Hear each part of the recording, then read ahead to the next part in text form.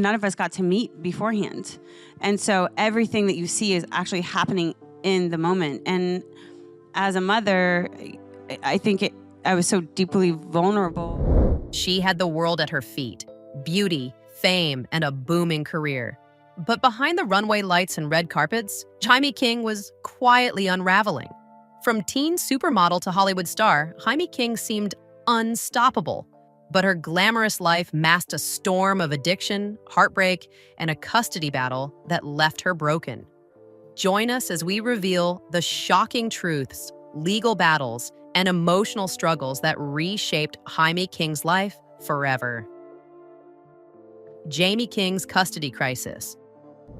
Jaime King is said to be extremely devastated after losing custody of her children to her ex-husband, Kyle Newman. The model feels devastated and embarrassed after a judge ruled that Newman will have full physical custody of James and Leo, according to a source close to the former couple. The source mentioned in an interview that King never imagined it would come to that, and she was really struggling with the decision. The insider stated that Newman believed their kids weren't safe with their mother, he had to do what was necessary to protect them, and he still cares for Jaime as the mother of his children, but just wanted her to seek help. Their friends and family are apparently wishing that it will serve as the hard wake-up call King needed to make lasting changes in her life. The TV star has faced many personal challenges, but the mix of family issues, job troubles, and money problems has brought her to her breaking point. Although King has lost sole custody of her 2 sons, she will still be able to see them under strict conditions. Her ex-husband, Kyle Newman, now has primary custody and the final say in decisions, but King has been allowed supervised visits 3 times a week. Reports indicate that her supervised visits can be monitored by certain family members, including her mother, sister, brother-in-law, and Newman's brother, Kevin. However, she won't regain full parental rights until she finishes several required programs. King needed to complete a 6-month substance and alcohol rehab program, undergo regular testing, and take part in a 26-week parenting class. She was also required to attend individual therapy and possibly counseling with her children before she can request unsupervised visits. Her custody agreement was significantly changed after she didn't meet up with the requirements. In his court filing from 2024, Newman remembered a really sad call he got from his kids, who were crying and asking him to come get them from King's house. When he got there early that morning, he saw their mom in a worrying condition, sitting on the floor in a varsity jacket with her hair in pigtails, and it looked like she was barely wearing any pants. There were also 2 men in the house, and King looked confused and tired from drinking, apparently needing Newman's help to stay upright. Then she said something really unsettling. About that, because he was filming a big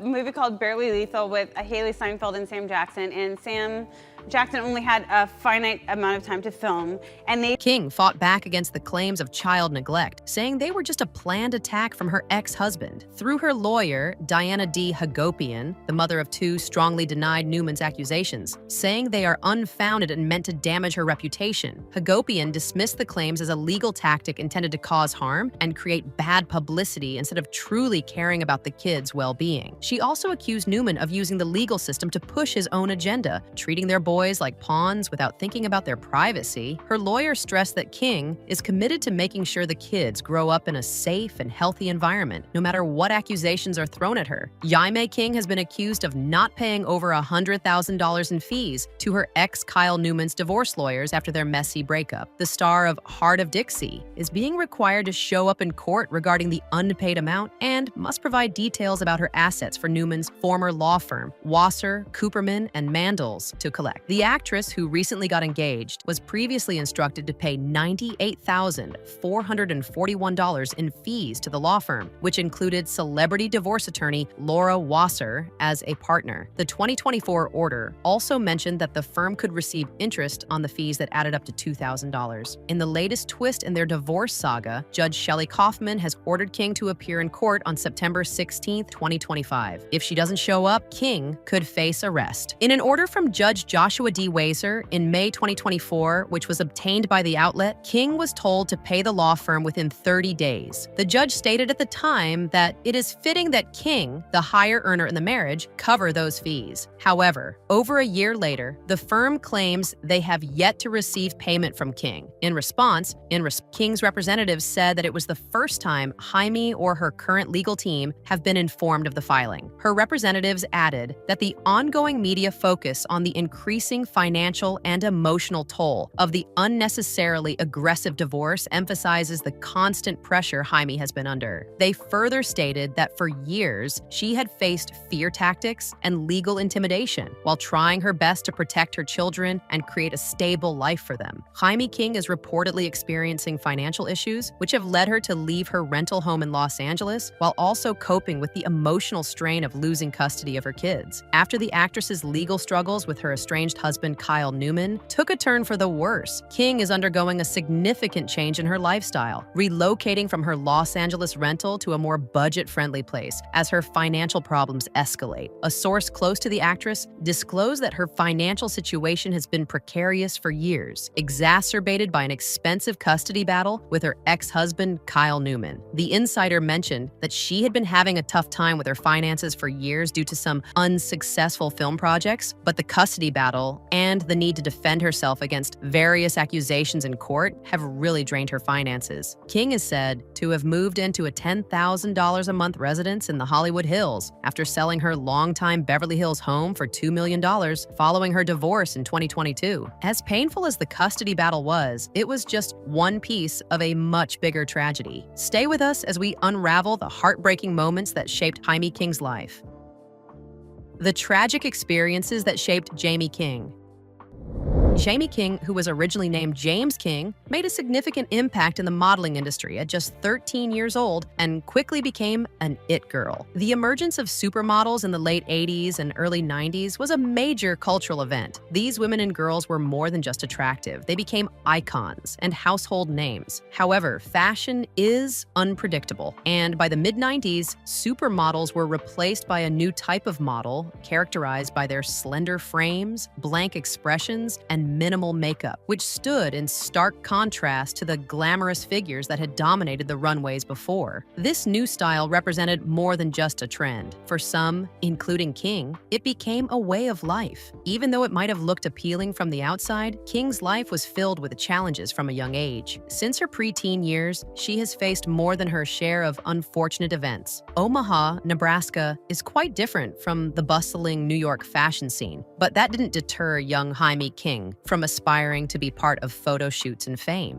While other kids her age were busy collecting pictures of boy bands from magazines to decorate their rooms, King was flipping through Vogue, cutting out images of models. In an interview with the New York Times magazine, she reminisces about staying up late into the night, making collages of her favorite models. She recalled that she knew every model, and she knew who Stephen Meisel was. This intense passion, along with her striking beauty, didn't win her many friends among her classmates. The bullying she faced was so severe that years later, she wrote an essay about it for Elle. King has definitely had the last laugh by joining the coolest friend group ever, Taylor Swift's Girls Only Squad. But those early years left deep scars on the star that even fame couldn't mend. She shared that she thought if she went into modeling, she would escape the never-ending feeling of not belonging. But then, she realized that she didn't feel any different. No matter how successful she was, she still didn't feel like she fit in. In an interview with the New York Times magazine, Jaime King's mother, Nancy King, described her middle child as a not-so-enthusiastic student and a bit of a handful who would sneak out of her window at night. Nancy admitted that she was different from the start. Like many suburban teens with big dreams, Jaime signed up for the local modeling school, Nancy Bounds Studio, where she was discovered by Michael Flutie, the owner of the modeling agency Company Management in New York, and her dream came true. While she was just a freshman in high school, Jaime started traveling to New York for work, balancing her life as an emerging model with her not-so-glamorous student life. As she gained more success and spent more time away from home, the teen faced anxiety about missing out on a typical high school experience. She shared that she started to feel really isolated. She chose to take a break from modeling for a summer, turning down jobs to stay in Omaha, but soon realized that if she wanted to succeed, she would have to make a tough decision. She said she had to choose whether she wanted to pursue her career or go to school, noting that she and her friends had little in common anymore. Eventually, Jaime swapped her high school education in Omaha for real-life experiences, where she faced tough lessons about the risks of being a young model in New York City. New York City is enormous, and for a young model who suddenly becomes the center of attention, that can lead to serious issues. Behind the glamorous events are fancy parties, exclusive rooms, and trendy clubs where every night feels like a celebration. But as Jaime King discovered, the party can come with addictive consequences. At just 13, King was introduced to substances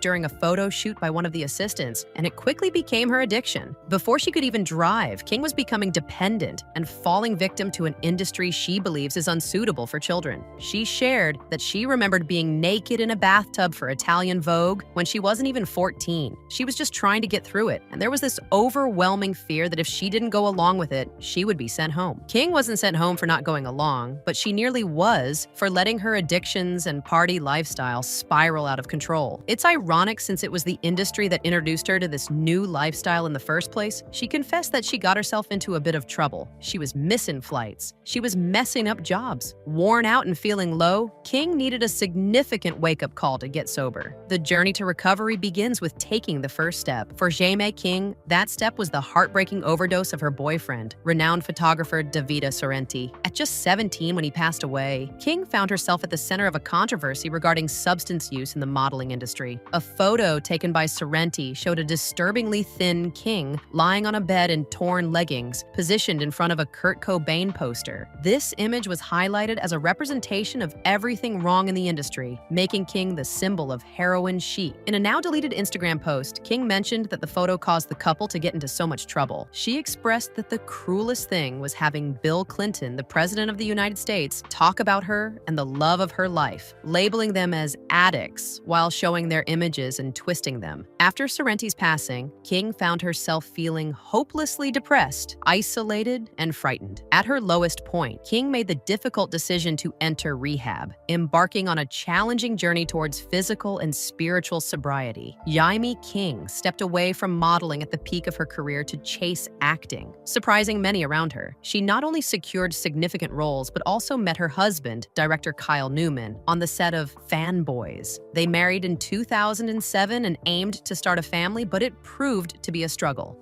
And I felt really sad inside because I had struggled for a very long time with endometriosis and PCOS since my 20s, and I was undiagnosed for a very long time, so I had several miscarriages. In a now-deleted Instagram post, King revealed that she battled for years with undiagnosed endometriosis and polycystic ovarian syndrome. She detailed her journey, which included 5 miscarriages, an ectopic pregnancy, 5 rounds of in vitro fertilization, IVF, and 26 rounds of intrauterine insemination, IUI, over 4.5 years before finally getting pregnant naturally. She shared that when she got pregnant, it was the best thing in the whole world. She had never felt so grateful, happy, and elated. The actress faced a tough pregnancy, enduring 26 hours of labor before welcoming her son, James Knight. Following that, she dealt with postpartum depression. This experience motivated her to share her story. She shared that she kept her struggles hidden for so long, and she heard about so many women experiencing what she did.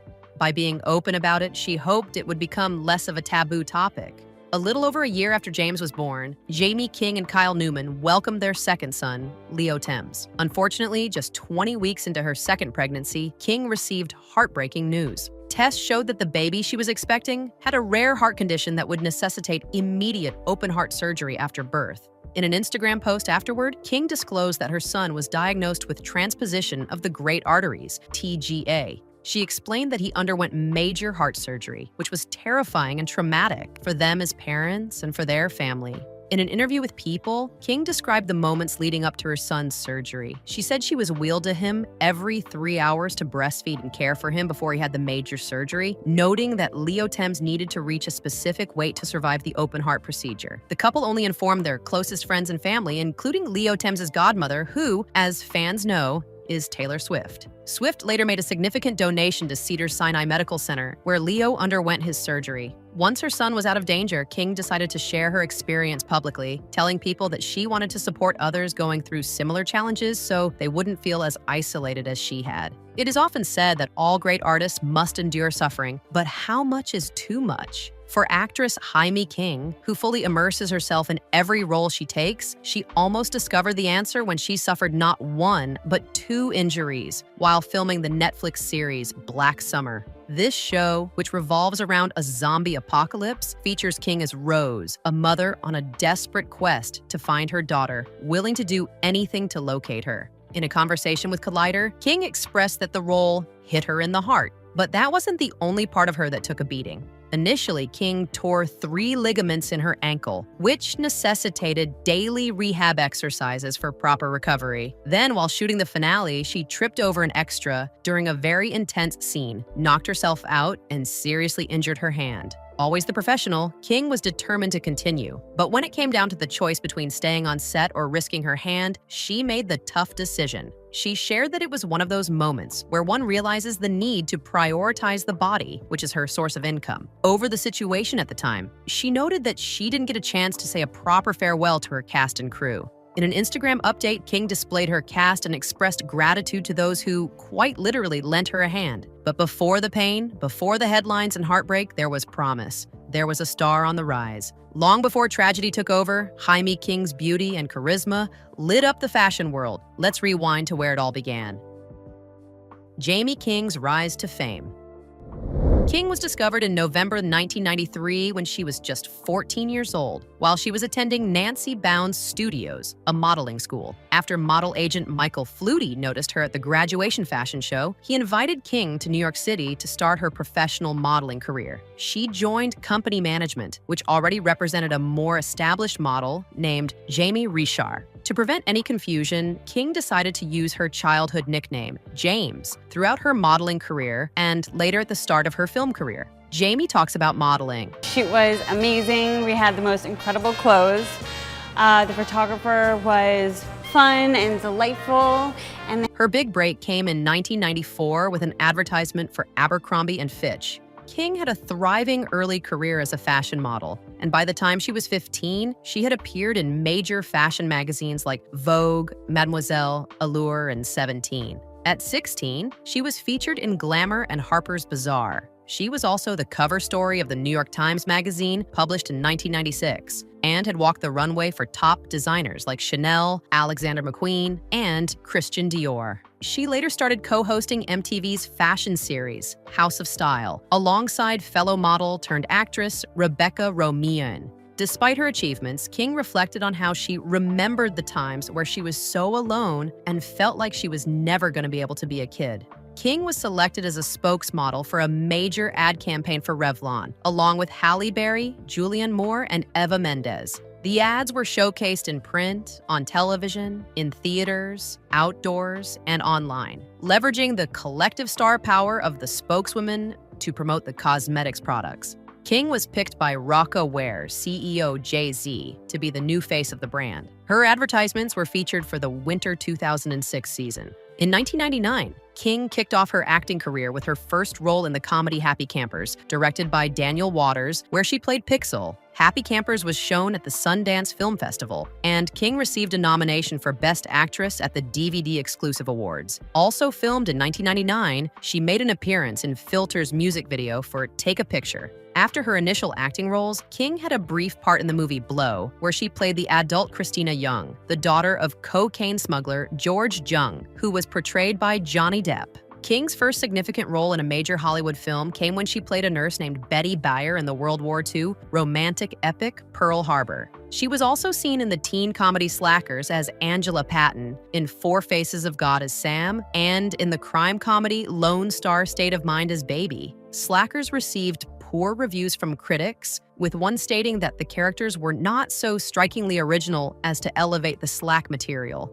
while Four Faces of God and Lone Star State of Mind did not have extensive theatrical releases. In 2003, King starred in Bulletproof Monk alongside Chow Yun-fat and Sean William Scott, which was based on a comic book by Michael Avon Oeming. This marked King's first leading role in an action film. Bulletproof Monk was nominated for a Choice Movie in the drama/action-adventure category at the Teen Choice Awards. Later in the same year, King appeared in the music video for Robbie Williams' song Sexed Up and was featured on the cover art for the single's release. She starred in the comedy White Chicks, where she played Heather Vandergeld alongside actress Brittany Daniel, who portrayed her sister Megan Vandergeld. King took on various roles in both film and television. She made her first appearance in the independent black comedy and satire Pretty Persuasion, where she played a minor role as Kathy Joyce, the stepmother of Evan Rachel Wood's character. King also took on dual roles as twins in the film adaptation of Frank Miller's graphic novel Sin City.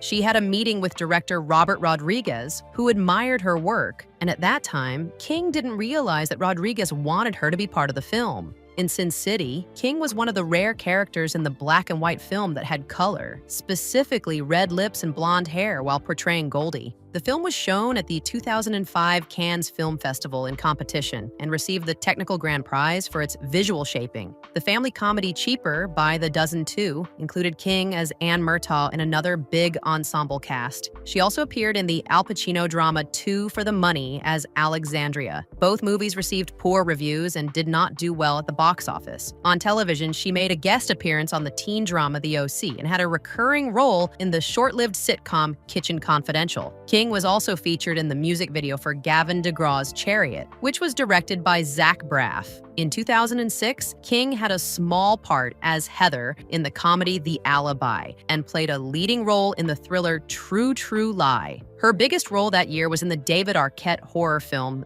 The Tripper, where she played Samantha. King had a recurring role in the short-lived comedy The Class, which ended its run on TV after an announcement in May 2007. The Class was nominated for an Emmy Award in 2007 and won the People's Choice Award for Favorite New TV Comedy. King filmed They Wait, a horror thriller based on true events, featuring Terry Chen as her husband and Regan Owe as their son. She plays a mother trying to uncover the truth and protect her son from spirits during the Chinese Ghost Month tradition. It was showcased at the Toronto International Film Festival, but has not yet been widely released in theaters. However, it aired on Lifetime Movie Network. King took on the role of Lorelei Rocks in The Spirit, a live-action movie based on the 1940s comic strip The Spirit created by Will Eisner. This role brought King back together with Frank Miller, the writer of Sin City, who also directed the film. King appeared in another film directed by Newman, Act 1 of The Cube, which was the start of an online movie-making competition.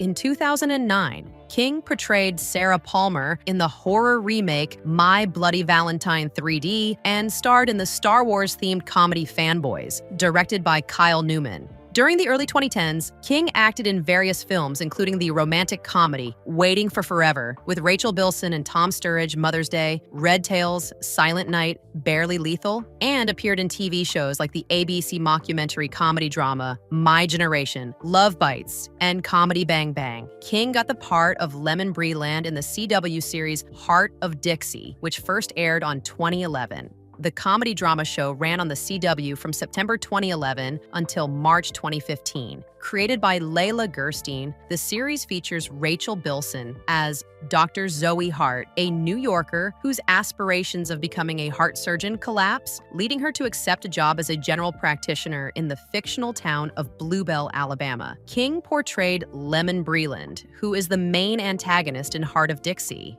King took the lead role in the movie The Pardon, which is based on the true story of Toni Jo Henry, the only woman to be executed by electric chair in Louisiana. King stars alongside John Hawkes, who plays her accomplice. The film's co-producer and writer, Sandy Russell, remarked that Jaime carried the film. She was literally in every scene of the movie, and given the subject matter, that is no small task.